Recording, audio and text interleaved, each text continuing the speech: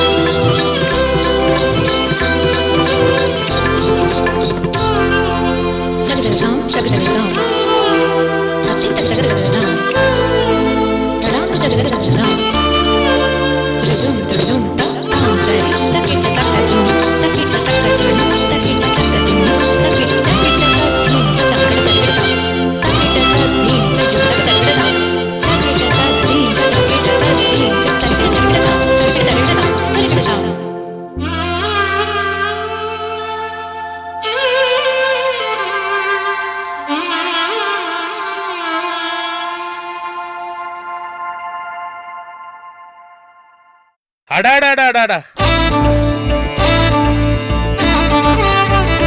விண்ணிலிருந்து மண்ணிற்கு இறங்கி வந்த தேவதைகள் போல் நடனத்தில் அந்த ரம்பையும் மிஞ்சி விட்டாய் சுந்தரி. நீ கற்ற கலையை உன் தங்கைக்கும் கற்றுக் கொடுத்து அவளையும் நர்த்தகியாக்க முயற்சிக்கிறாய் பார். அதுதான் உன் தனி சிறப்பு. நீங்கள் இருவரும் நாட்டியமாடும் அழகை பார்த்தால் அடாடாடாடா, என்ன அழகு, என்ன அழகு. உண்மைதான், என் கண்ணே பட்டுவிடும் போல் இருக்கிறது. முதலில் உங்கள் இருவருக்கும் திருஷ்டி சுற்றி போட வேண்டும். அத்தை, மாமா, சுந்தரி அக்கா ஆடியது அபிநயம் பிடித்தது அழகு என்று சொல்லுங்கள். நான் ஒப்புக்கொள்கிறேன். அதில் என்னையும் சேர்த்தால் எப்படி? சுந்தராம்பாள் ஒரு அபிநய சரஸ்வதி என்று இந்த திருக்கோஷ்டியோரே புகழ்கிறது என்றால் அது எவ்வளவு உண்மை என்பதை இன்றுதான் நான் உணர்ந்து கொண்டேன். அக்கா, உன் வேகத்திற்கு ஈடு கொடுத்து ஆடுவது மிக கடினம்.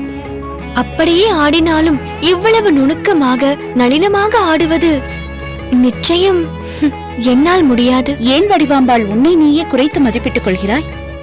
என் நடனத்திற்கு எந்த வகையிலும் குறைந்ததல்ல உன் நடனம். என் தங்கையா இப்படி ஆடத் தொடங்கிவிட்டாள் என்று நானே பலமுறை பிரமித்து போயிருக்கிறேன்.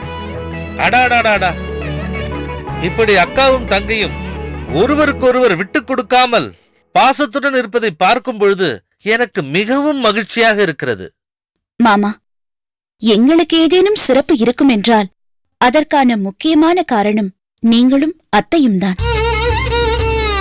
தாய் தந்தையர் இல்லாத எங்களை தாயாக இருந்த அத்தையும் தந்தையாக நீங்களும் இருந்து எங்களை வளர்த்து ஆளாக்கி இருக்கிறீர்கள். சுந்தரி, வடிவு, எனக்கும் உன் அத்தை லலிதாங்கிக்கும் திருமணமாகி நீண்ட நாட்கள் ஆகியும் குழந்தை பாக்கியமே இல்லை.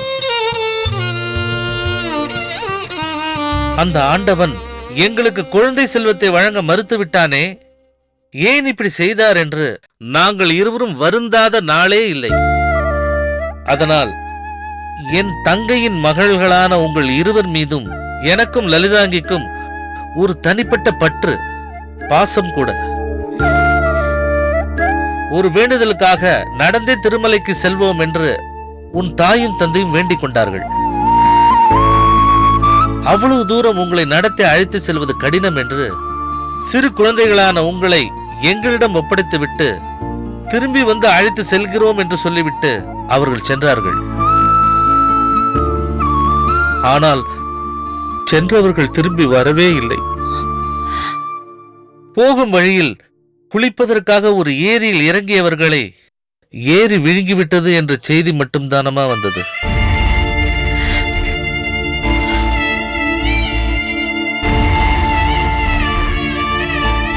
அப்பொழுதுதான் எங்களுக்கு புரிந்தது, என் தங்கையும் அவள் கணவரும் நிராதரவாய் உங்களை விட்டு செல்லவில்லை என்று. குழந்தையே இல்லாத எங்களுக்கு ஆதரவாய்தான் உங்கள் இருவரையும் எங்களிடம் விட்டு சென்றிருக்கிறார்கள் என்று. அன்று முதல் தாய்மாமன் அத்தை என்ற உறவு போய் அப்பா அம்மா என்ற பந்தம், பொறுப்பு உங்கள் இருவர் மீதும் எங்களுக்கு ஏற்பட்டு விட்டது. அன்று முதல் இன்று வரை எங்கள் கண்ணின் மணிகளாகத்தான் உங்கள் இருவரையும் பேணி காத்து வருகிறோம். மாமா, நீங்கள் எங்களை மகள்களாக பாவிப்பதில் கூட ஆச்சரியமில்லை. காரணம், நமக்குள் இரத்த சம்பந்தம் இருக்கிறது. ஆனால் அத்தை எங்களை உயிராய் நினைக்கிறார் பாருங்கள், அதுதான் பாராட்டப்பட வேண்டிய விஷயம். இதில் பாராட்ட என்ன இருக்கிறது? இப்படி ஒரு குணவதிகளான உங்களை மகளாக பெறுவதற்கு நான் பாக்கியம் செய்திருக்க வேண்டும். என்ன வடிவு, திடீரென்று மோப்பம் பிடிக்கிறாய்? ஏதோ ஒரு வித்தியாசமான வாசனை வருகிறது. வடிவு, அந்த வீணாய் போன ஜமீன்தார் ஜம்புலிங்கம் இருக்கிறானே, அவன் வந்து விட்டு சென்றான். அவன் தான் ஜவ்வாது மறி கொழுந்துட்டு விதவிதமான வாசனை திரவியங்களை அளவுக்கு அதிகமாக உடம்பில் தடவி அவனுடைய நாற்றம் போதாதென்று இதையும் சேர்த்து கொண்டு மற்றவர்களை மயக்க சுத்தி கொண்டிருப்பவனாயிற்று. அவனுடையதுதான் இந்த வாசனை. இல்லை இல்லை, நாற்றம். சிறிது நேரம்தான் சுந்தரி அவனிடம் பேசிக் கொண்டிருந்தேன்.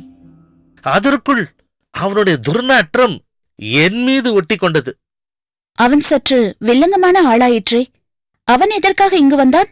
அந்த கர்மம் பிடித்த ஆங்கிலேய துரை கர்னல் அக்னியூருக்கு சுந்தராம்பாள் நடனத்தை பார்க்க வேண்டுமாம். தேதி கேட்டு ஜம்புலிங்கம் வந்திருந்தான். தேதி கொடுத்து விட்டீர்களா மாமா? அது எப்படி சுந்தரி? உன்னை கேட்காமல் நான் தேதி கொடுப்பேன். கொடுக்காதீர்கள் மாமா. எவர் வந்தாலும், எவ்வளவு பெரிய சிபார்சோடு வந்தாலும், எந்த காரணத்தை கொண்டும் அந்த கர்னல் அக்னியு முன்னால் நான் நடனம் ஆடவே மாட்டேன். இதை தெளிவாக அந்த ஜமீன்தாரிடம் சொல்லிவிடுங்கள். பரதம் எவ்வளவு உன்னதமான தெய்வீக கலை.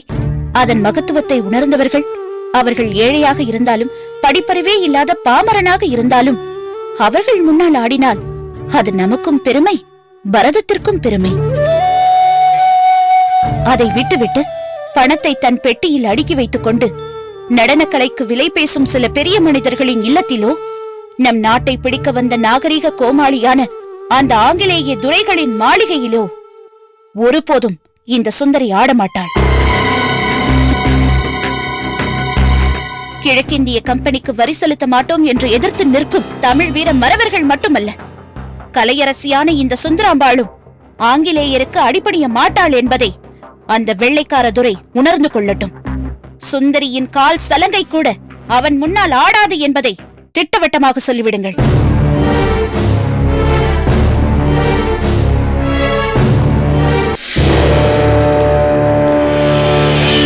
வெள்ளையரே, தாங்கள் வந்தாலே ஏதோ ஒரு முக்கியமான விஷயத்தை பற்றி பேசுவதற்காகத்தான் வருவீர்கள் என்பது எனக்கு நன்றாக தெரியும்.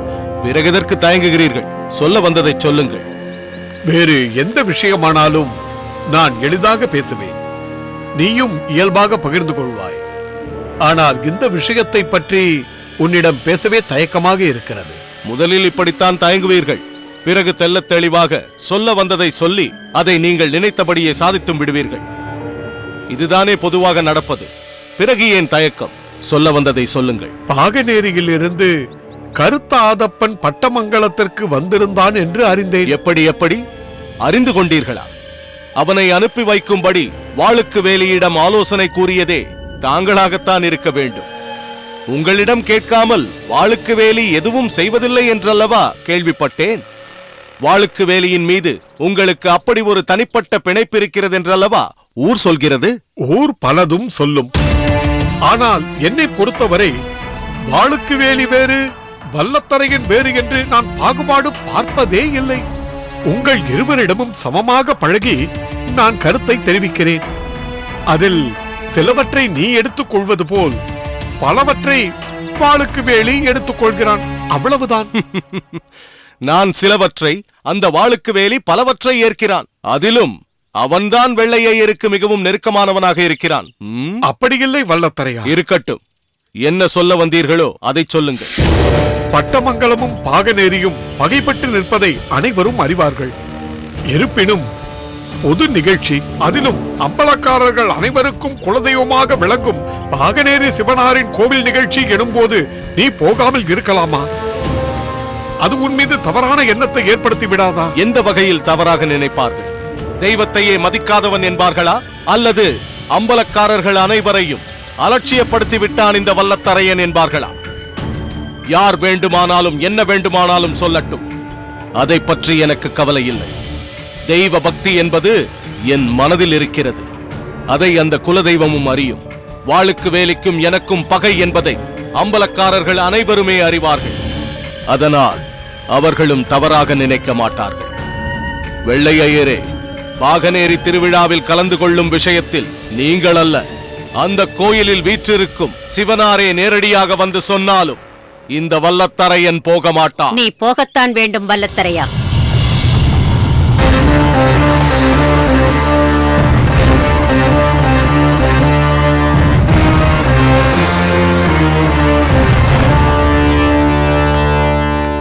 அம்மா, பாகநேரி திருவிழாவிற்கு நான் போக வேண்டும் என்று நீங்களா சொல்கிறீர்கள்?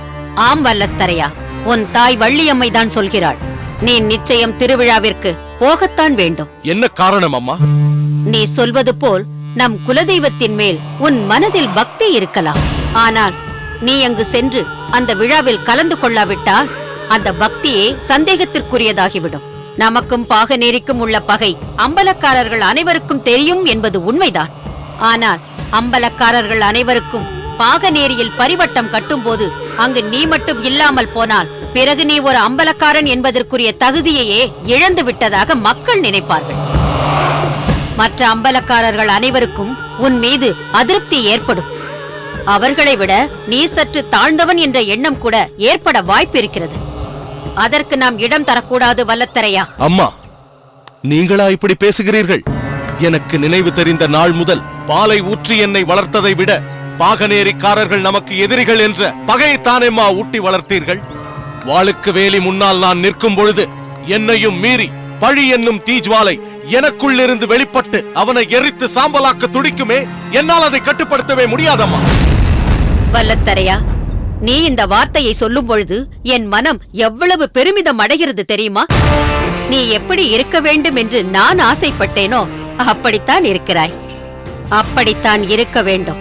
பிறகேனம்மா என்னை பாகநேரிக்கு போக சொல்கிறீர்கள்? நான் ஒன்றும் பாகநேரி திருவிழாவில் கலந்து கொள் என்று சொல்வதால் எல்லாவற்றையும் நீ மறந்துவிட்டு அந்த வாளுக்கு வேலியின் தோளோடு தோள் சேர்ந்து தோழனாக மாறிவிடு என்று அர்த்தமில்லை. என் தந்தையை கொன்றவனின் மகன் எந்த கவலையும் இன்றி ஆனந்தமாக வாழ்கின்றானே, அவனை கொன்று ஒட்டுமொத்த பாகநேரியையும் சூன்யமாக்க வேண்டும் என்ற எண்ணத்தை மேலும் பலப்படுத்திக் கொள் என்றுதான் சொல்கிறேன்.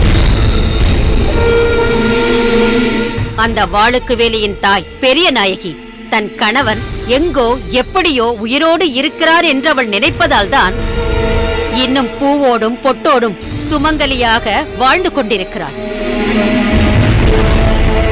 ஆனால் என்னுடைய தாய் தன் கண்முன்னே தன் கணவனின் உடலை தீயால் சிதைப்பதைக் கண்டும் ஒவ்வொரு ஆண்டும் அவருக்கு ஈமக்கிரியைகளை தன் மகன் செய்வதை பார்த்தும் பூவையும் பொட்டையும் வைத்துக் கொண்டு சபதத்திற்காக சுமங்கலியாக வேஷம் போட்டுக் கொண்டிருக்கிறாளே என்ற வேதனை உனக்குள் அதிகமாக வேண்டும் என்பதற்காகத்தான் உன்னை போகச் சொல்கிறேன்.